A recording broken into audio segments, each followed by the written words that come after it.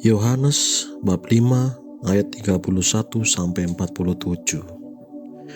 Sekali peristiwa, Yesus berkata kepada orang Yahudi, "Kalau aku bersaksi tentang diriku sendiri, maka kesaksianku itu tidak benar. Ada yang lain yang bersaksi tentang aku, dan aku tahu bahwa kesaksian yang diberikannya tentang aku adalah benar. Kamu telah mengirim utusan kepada Yohanes, dan ia telah bersaksi tentang kebenaran.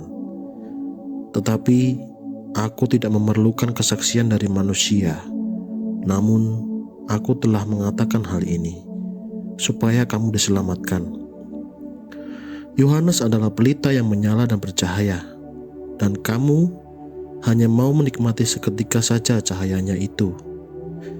Tetapi aku mempunyai suatu kesaksian yang lebih penting daripada kesaksian Yohanes, yaitu segala pekerjaan yang diserahkan Bapa kepadaku, supaya aku melaksanakannya. Pekerjaan itu jualah yang sekarang kukerjakan, dan itulah yang memberi kesaksian tentang aku, bahwa Bapa yang mengutus aku. Dialah yang bersaksi tentang aku. Kamu tidak pernah mendengar suaranya, rupanya pun tak pernah kamu lihat. Dan firman-Nya tidak menetap di dalam dirimu, sebab kamu tidak percaya kepada Dia yang diutusnya.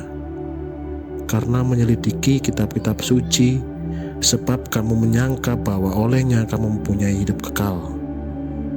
Tetapi walaupun kitab-kitab suci itu memberikan kesaksian tentang aku, namun kamu tidak mau datang kepadaku untuk memperoleh hidup itu. Aku tidak memerlukan hormat dari manusia, tetapi tentang kamu, memang aku tahu bahwa di dalam hatimu kamu tidak mempunyai kasih akan Allah. Aku datang dalam nama Bapa-Ku, dan kamu tidak menerima aku. Jikalau orang lain datang atas namanya sendiri, kamu akan menerima dia. Bagaimanakah kamu dapat percaya karena kamu menerima hormat seseorang dari orang lain, tetapi tidak mencari hormat yang datang dari Allah yang Esa? Jangan kamu menyangka bahwa aku akan mendakwa kamu di hadapan Bapa. Yang mendakwa kamu adalah Musa, yaitu Musa yang kepadanya kamu menaruh pengharapan. Sebab jikalau kamu percaya kepada Musa, tentu kamu akan percaya juga kepadaku, sebab Musa menulis tentang aku. Tetapi jikalau kamu tidak percaya akan apa yang ditulis oleh Musa, bagaimanakah kamu akan percaya akan apa yang aku katakan?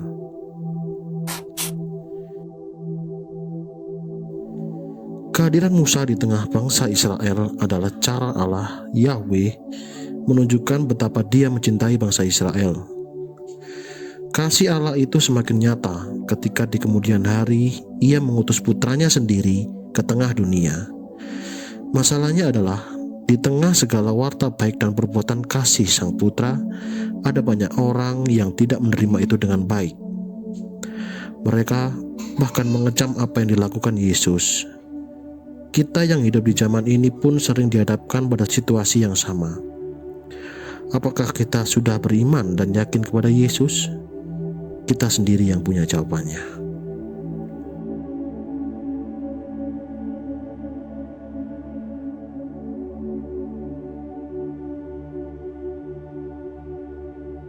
Gereja yang bermasyarakat.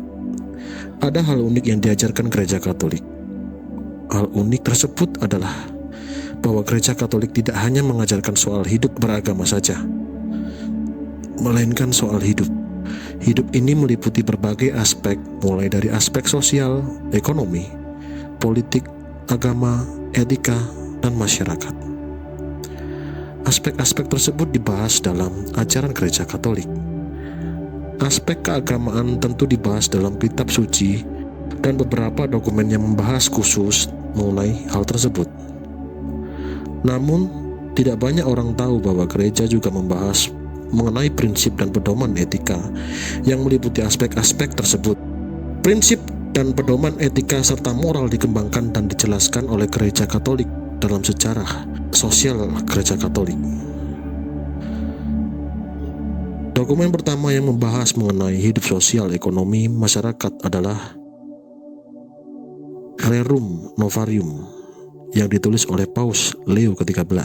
Paus membahas mengenai persoalan yang terjadi saat itu, yakni ketimpangan antara pemilik modal dengan anggota, yang mana terjadi ketidakadilan dalam hal upah maupun tindakan, sikap, dan etiket sebagai manusia. Rerum Novarium terus berkembang, dan bahasan mengenai hidup sosial, ekonomi, politik masyarakat menjadi bahasan pokok pula dalam gereja yang diteruskan oleh paus berikutnya. Pokok bahasan yang dibahas dalam ajaran sosial gereja ialah mengenai martabat manusia, keadilan sosial, solidaritas, subsidiaritas lingkungan, pilihan bagi kaum miskin, perdamaian, dan non-kekerasan. Ajaran sosial gereja Katolik merupakan panduan moral yang sangat penting dan relevan dalam menghadapi persoalan sosial dan etika masyarakat. Hal yang hendak disampaikan oleh gereja ialah bahwa gereja peduli kepada umat, sehingga umat perlu bekerja untuk mempertahankan hidup dan memenuhi kebutuhan.